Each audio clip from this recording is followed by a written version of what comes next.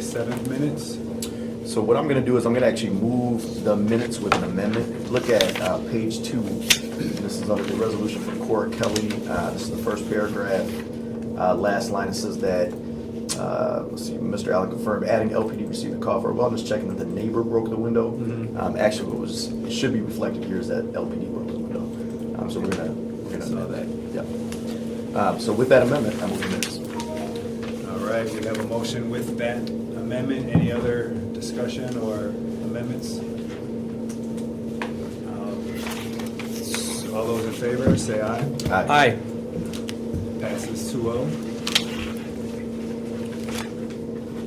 All right, public comment. Is there anybody from the public that wishes to address the committee today about the items on the agenda? Seeing none, we'll keep that open for later if anybody comes from the public. Moving on to discussion action, resolution claim appeal, number 2017 from Gridiron Marketing for $900 in red tag fees. Is there anybody from the city that can speak on that? I can. Right here. Oh, yeah. I was gonna say. Please state your name and Walter Allen, manager of Code Compliance. thank you. So this property has been red tagged since September 16, 2008. Claimant has owned this property since October 16, 2020. All red tagged NETEAM properties in the city of Lansing are monitored and billed $150 a month. If that's not paid within 30 days, they're also charged a $7.50 late fee is applied to this. This property is continually being monitored, and right now they have been billed $1,087.50 in fees. This office recommends denial of the claim. And I can speak on it for a second too, as a member of the Claims Review Committee, because we did speak about this one a bit, because BSNA does show that work is being done, but in terms of the Claims Review Committee, we checked with both council and the administration, and basically the rule that the Claims Review Committee is supposed to follow is the no exceptions rule. No tag fees will be waived or stopped until inspections are done and passed. Even if permits are pulled and work is being done, the tag fees must continue each month until the inspections are done and the property is up to code. So that is the process that the Claims Review Committee followed and why it was denied. Okay. I have a quick comment on this because I know that property. I drive by that property on Chestnut many times. I even spoke to the person that's rehabbing it. Does anybody live there? No, because it's red tagged. So it's red tagged. I literally recall that this property was a poorly conditioned property that was purchased, and there's always a guy doing work there, and this is recently and before recently, and they're always upgrading it. I just don't understand where we're going as far as requiring people to pay for the red tag when they are actively improving the property and no one's living there. It seems like we would want our people to use their money to remedy the property to bring up the code, and when they show signs of that, it's just a tough one. Yeah, that's why this was discussed at Claims Review Committee for a while, and we ended up getting that kind of no exceptions rule that, the Claims Review Committee at least is supposed to follow. So obviously after that it's up to the discretion of council. So can I ask a question? So, Mr. Allen, when you have a property in the NETEAM process, if there is an owner, as an example, that is doing the work, contracting for work, are there still monthly visits with our NETEAM? So there's still costs being incurred by the city, correct? Yes. Okay. I guess on that same line there, so you got the red tag, you got to pull the permits, certain ones, and then when the work's done, you got to say, I got the work done, please schedule an inspection. So if they don't call and say the work's not done, then why would you go out there to inspect it? Okay, so the ordinance section 108.8 is reads as follows. The owner of any structure placarded for more than 90 days pursuant to section 108.4 is responsible for paying a monthly non-refundable administrative fee while the placard remains on the structure.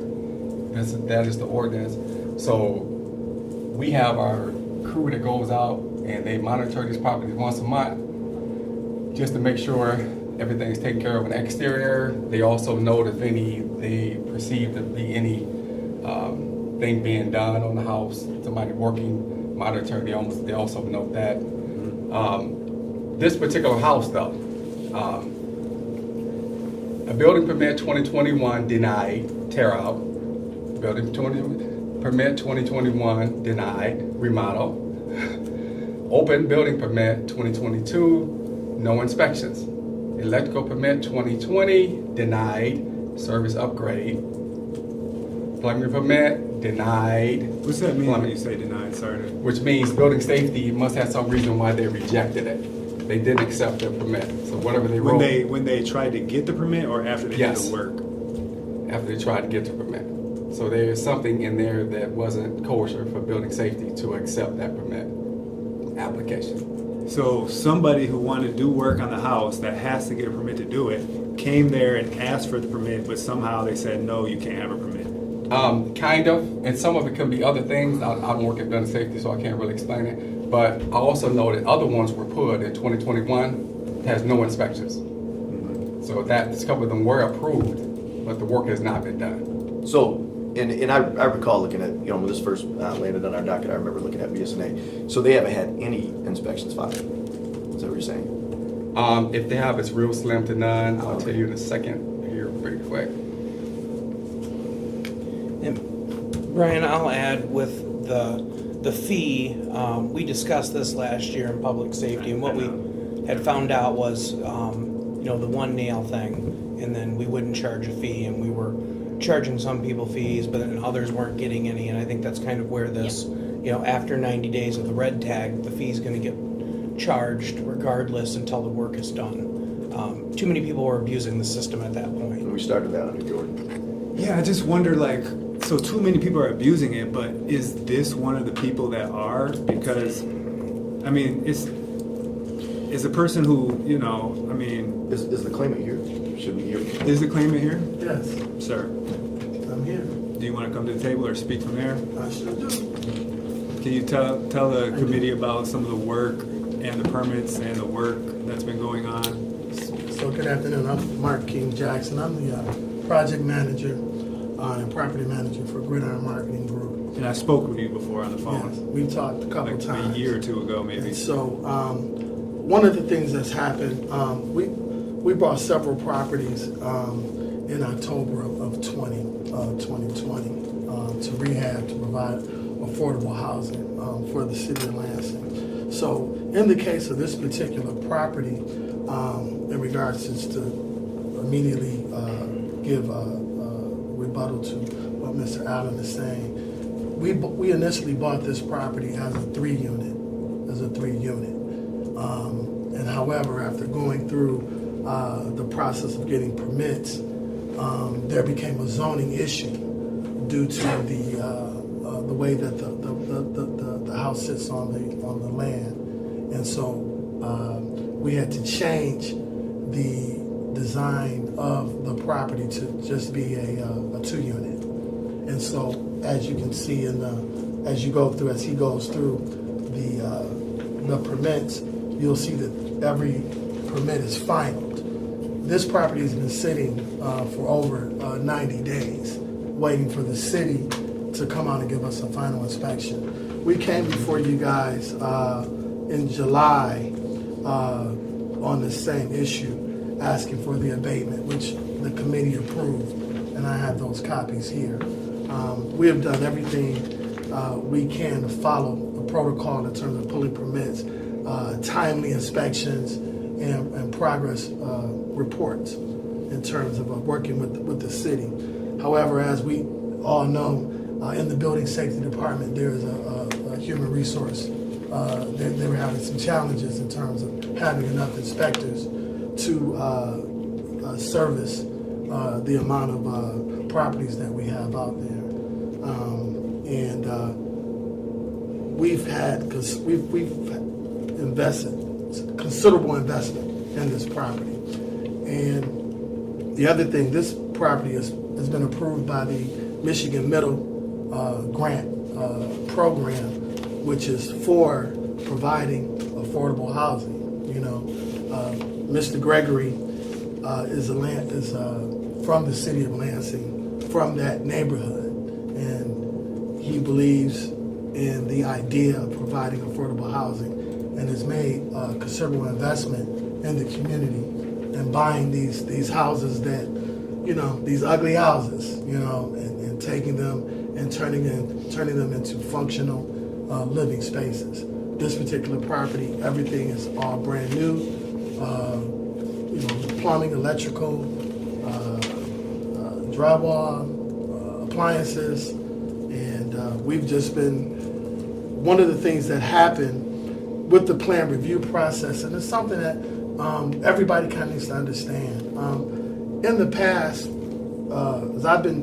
I've done probably 10 flips in this market, and the plan review process has been kind of pushed on all properties. It wasn't always like that. When I first started, we didn't have to do plan review for everything, but after the pandemic or during the pandemic, everything had to go to plan review, and it became like a bottleneck.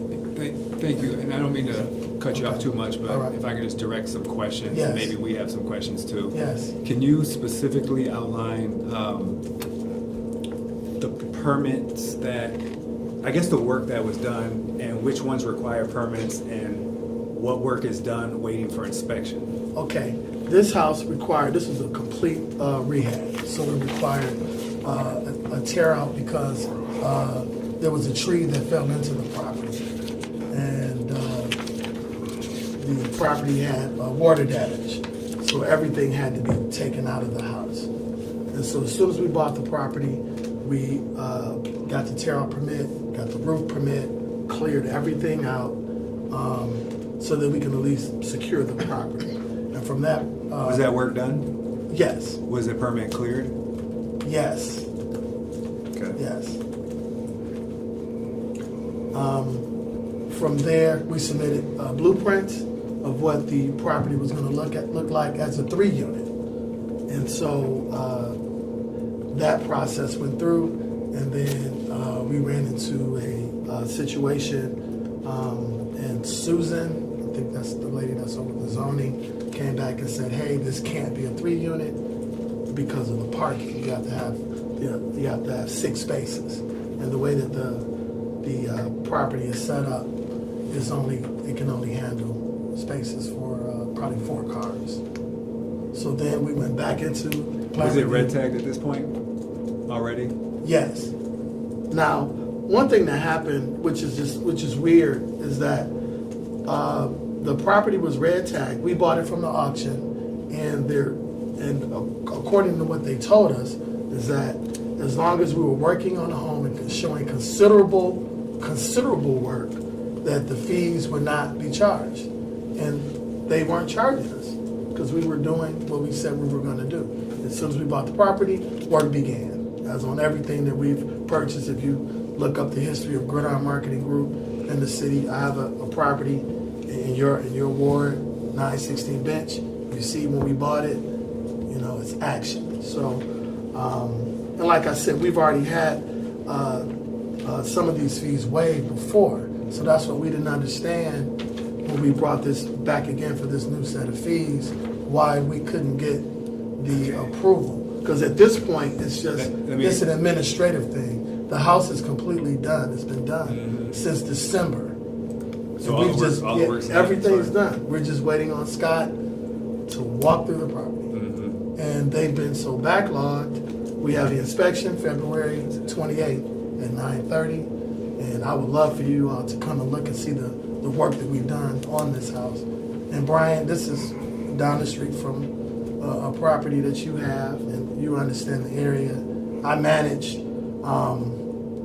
probably on that street between 4 different owners, probably 7 houses on Chestnut, between 4 different investors. So we're trying to make that area affordable housing, and we've kept the property clean. Me and Mr. Allen have had several discussions about this one Mr. because the King, work is done. thank you for that. I think you answered a lot of our questions. Mr. Allen, do you want to say anything else or before we talk about it in the committee? No, I think I basically said everything that we have to say on this property. I just believe that we ought to be very consistent with what we call, and that we think about the whole picture. And my job is to follow the ordinance as written. We can't change it, we can't add to it. Understood. So- Understood. All right, committee members.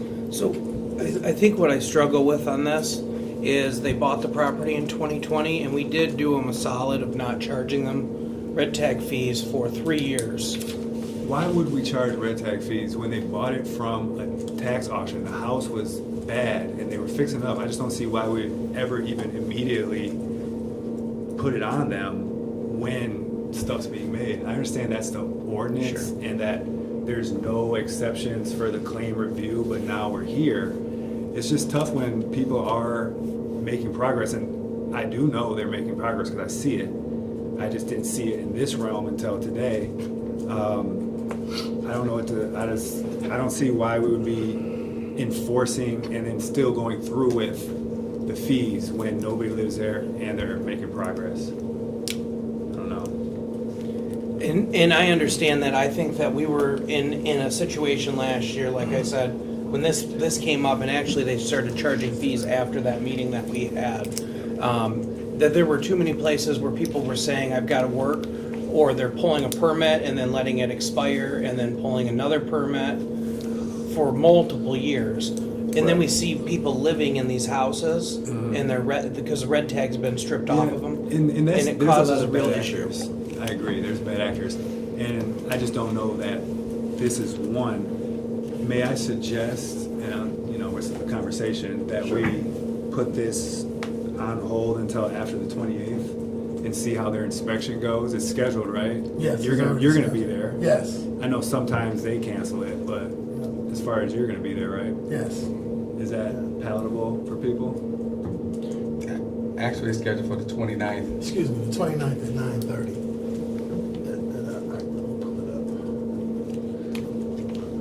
I have one more question. This is for Walter. I see the address for this group is a mansion in Florida. Isn't there a ordinance for how local address when it comes to houses like this? Yes, if they are absentee landlord, live more than 40 miles, they have to have an agent, which he is. I am the Yeah. agent. Now, is that typically listed on BSA, that address, or not? For the agent? Yes. The information, yeah, we have the information for the agent. Okay. Yes. Okay, that was my question. I just saw that address. I thought that was odd. Okay. All right. Are people okay with that for? I'm okay. I don't know that it's going to change much for me, Mr. Chair. I'll be honest with you. The city has incurred costs. When they purchased this, this thing has been red tagged since 2008. We have an ordinance. The reality is the ordinance was not being enforced with fidelity. That was an issue. We are enforcing it with fidelity now. It does give, I think, the appropriate impetus for people to actually get out there and make right. They bought this property. They knew what they were getting into when they bought the property. With all due respect, it's just not going to. And they understand too that we have a process. There's been 5 enforcement actions on this particular property since 2021. We've had Nobody's trash, lived there. we've had trash, we've had grass, we've had board ups, we've had, and so frankly, this sitting there and rotting the way it has is affecting people's quality of life in that area. It's affecting their property values in that area. So I couldn't really care less if somebody's living in that particular dwelling. There are people living in that neighborhood, and so we are trying as a city to make sure that we're holding people's feet to the fire. And that when they buy properties like this and decide to invest in properties like this, that they do right by the neighborhood. With all due respect, since you brought it up, this individual is doing quite well. Quite well. $2.4 million home. I don't think he'd be okay with this property sitting next to his home in that condition for that long. Let's So not- if you would like to, so, excuse me, sir. So if you would like to table it, I'm not necessarily against that, but I don't know that it's gonna do much for me. Well, let's table it. I would like to see, I mean, I guess for me, how that inspection comes. As a person who's sat and waited for the city inspections, I can appreciate that part. So, yeah, Can I make a comment? Last comment. No, let's not, I know we're bringing up where the owner lives. Let's not take away from what the intent of what we're trying to do here and what this particular operator is. He's not a bad actor. Like I said, if you look up his track record, maintains all of his properties, taxes paid on time. We've got many projects in the pipeline. Now, what I don't understand is why there's not a representative from building safety to help us understand the plan review process, because that's what's causing the fees to be incurred. As I indicated, when they gave us this approval in July, we had anticipated being done with the house in November, and we were done in December, so we didn't anticipate any more fees. And they granted, you guys understand. granted us this. Mr. King, And I so, appreciate it. This is an administrative issue versus a non-compliance issue.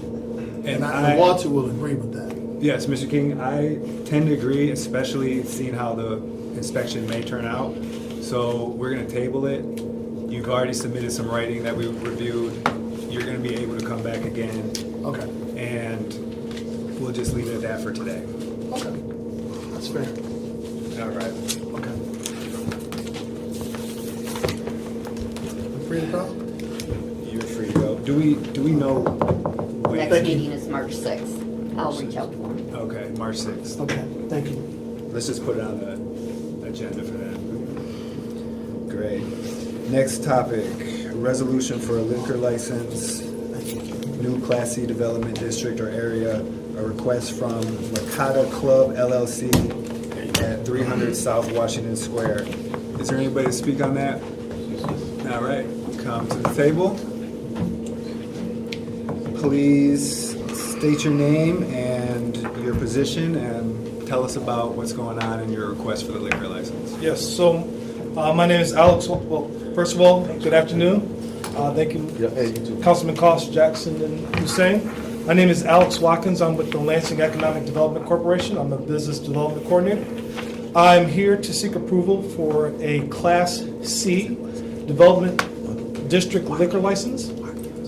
This is for the Makata Club that is going to be at 300 South Washington Square. The reason why we're asking for this permit is because due to limited liquor licenses that are on the open market, we would like to create a new liquor license under the Development District Licensing Act or statute, which is MCL 436.5121A1B.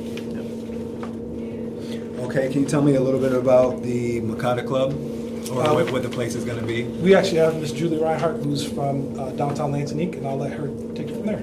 Okay, it's going to be in the Historic Naps building. It's 20,000 square foot restaurant slash food hall slash accelerator program.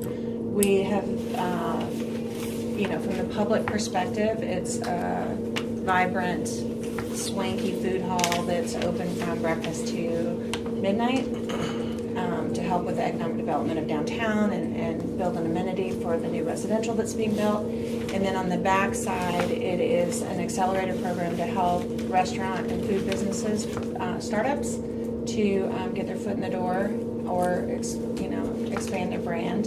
We'll have 6 restaurants topside, and then what won't be quite a scene is we'll have 10 spaces for food-based business or for wholesalers, food trucks, caterers, and that kind of thing to work out of our state-of-the-art commercial kitchen. Thank you. So the liquor license is for one of those places, or it's like the whole? It's for the whole. It's the Makata Club is the umbrella.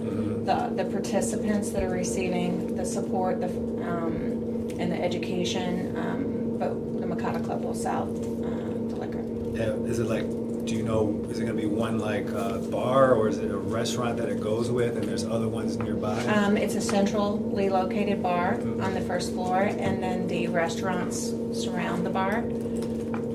Similar to Lansing Shuffle? Similar but different in that the whole education piece behind it, we're talking to the Lansing School District, we're talking to, we have state-of-the-art, or chefs flying in from all the worlds, we're doing wine sommelier, we're building programming so that existing and startup restaurants can send their management teams to understand, how to operate correctly and just be a resource for the Michigan industry. Committee members, any questions or comments? So the I'm just curious now, so the education piece, this is a 24-month program, correct? So It's a the second- 36-month program it's a now. 36-month. We added so much education, we needed to add a year, so. Okay. And you said your partners on that are, We have a variety of partners, but MEDC is one of our biggest ones. And, we have private and community partners as well. okay. What was the date you guys are aiming to open this? The end of 2024. End of 2024?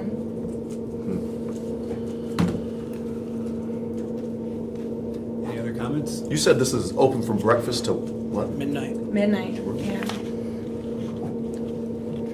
On most days? Hopefully 7 days a week is what we're aiming for. That's the economic development component of it, this being, I'm with Downtown Lansing Inc., so our goal is to not only support entrepreneurs, but also support residential and businesses Right. downtown. So it's acting on a lot of different. Okay. So we're being asked to essentially recommend approval of the DDA liquor license to council on the 26th, right? If we approve that on the 26th, then what happens? The next step is going to be actually obtaining the liquor license from the state of Michigan. So we're in the process of going through the steps to obtain the liquor license. We've been in contact with them and making sure that that is obtained as soon as possible. Looking for a motion? So moved.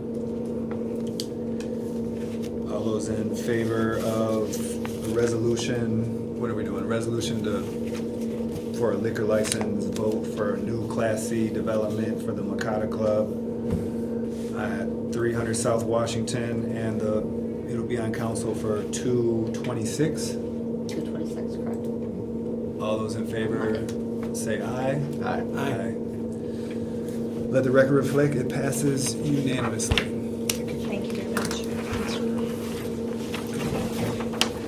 Next subject, setting a public hearing on a no noise special permit, Hoffman Bros Incorporated, to allow for combined sewer overflow phase 2.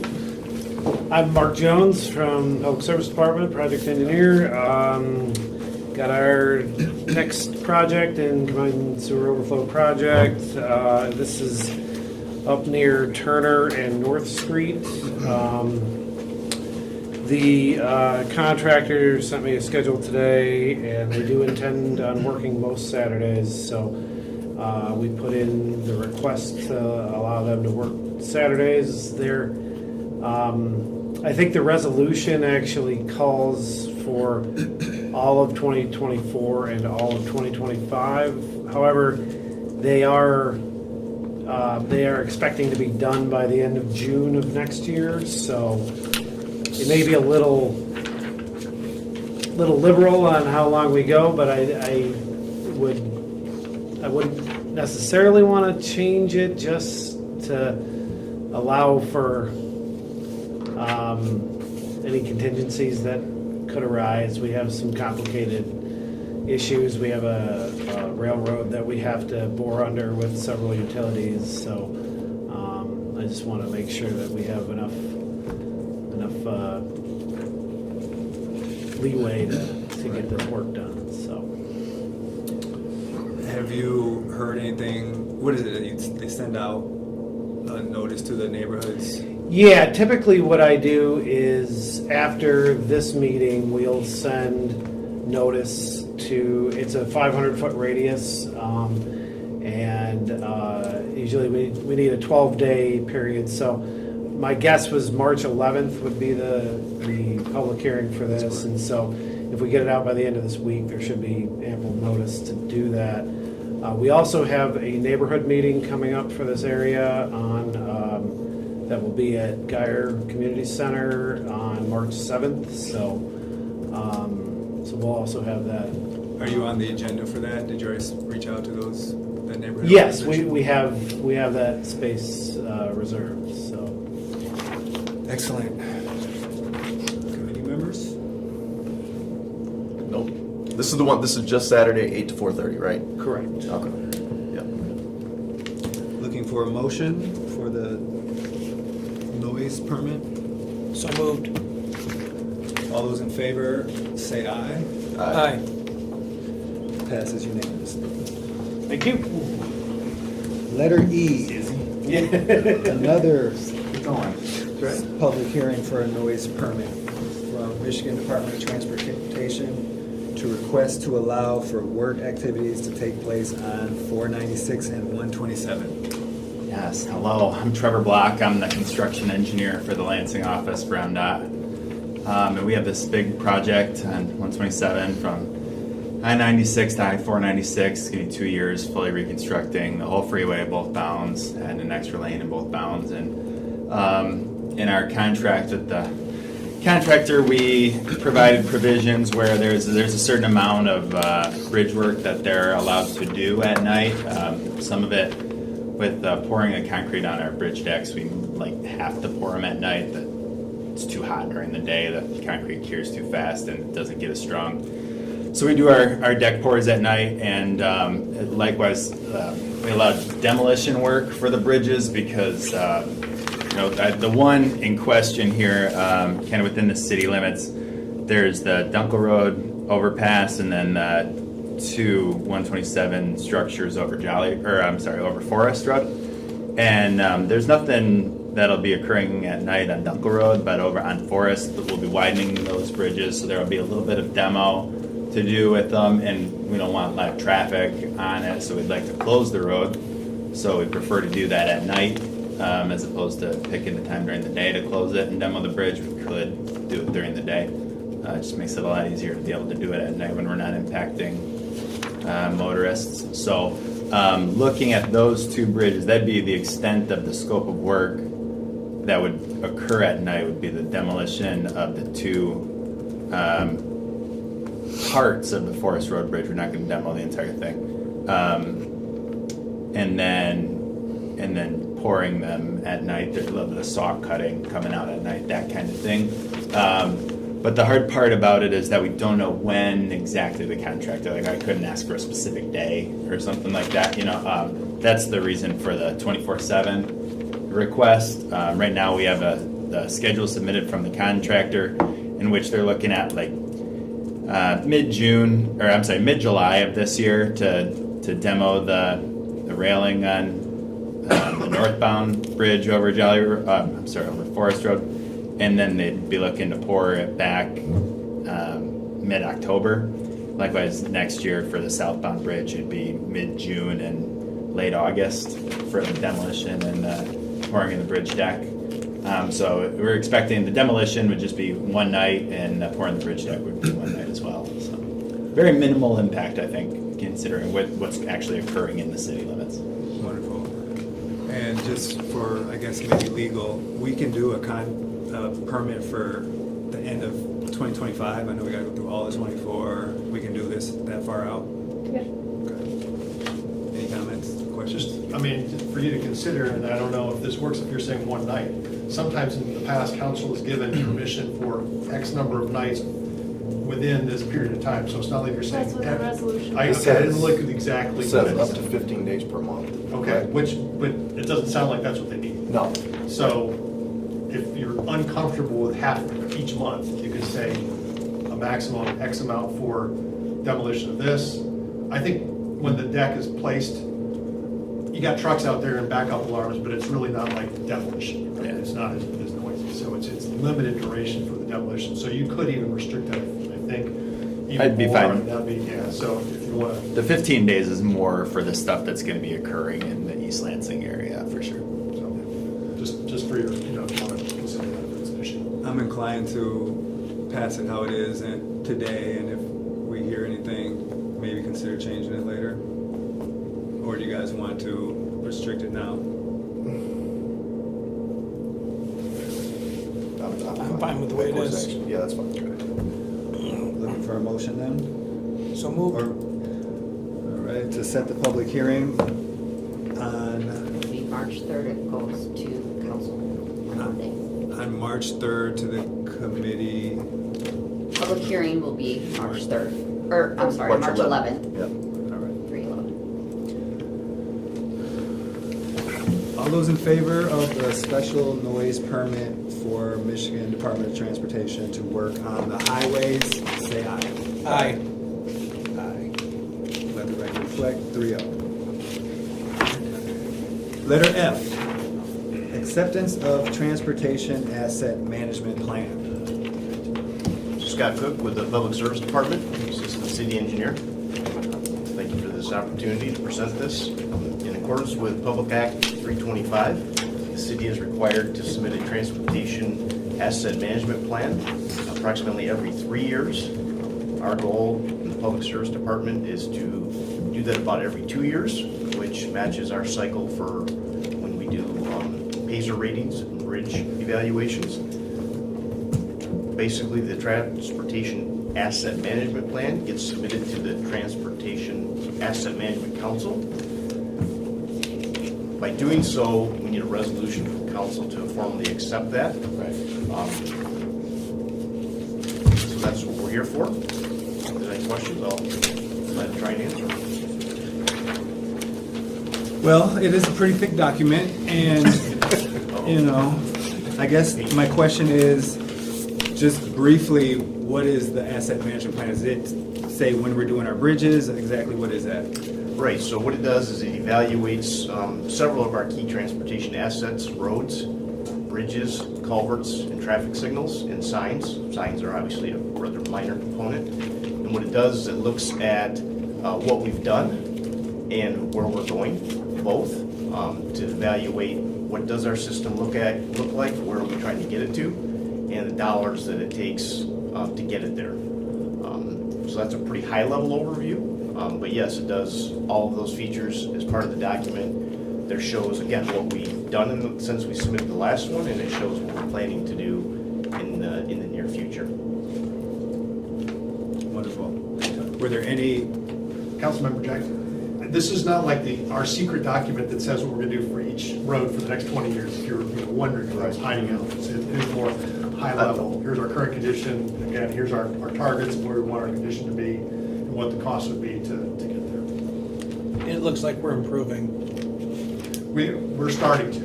And a lot of that, honestly, is that now we have our CSO work is coming up again, and with the fact that Board of Water Light is trying to go from 2 miles to 8 miles of water main a year, they will be touching that many miles of streets. So yes, things have, I don't want to say they completely bottomed out, but we're seeing a positive trend in our rating. And our bridges are honestly in very good shape. Our Elm Street one down kind of Rio Town GM, that's the last one that's kind of a full replacement that we're waiting for if we don't have funding. So. Thank you. what are we doing with this? Looking for a motion on the resolution. I would move to accept. All those in favor to accept the transportation asset management plan, say aye. Aye. Let the record reflect, 3-0. And that's the end of our agenda. Is there any other topics to discuss today? Wonderful. And we are adjourned at 4:39.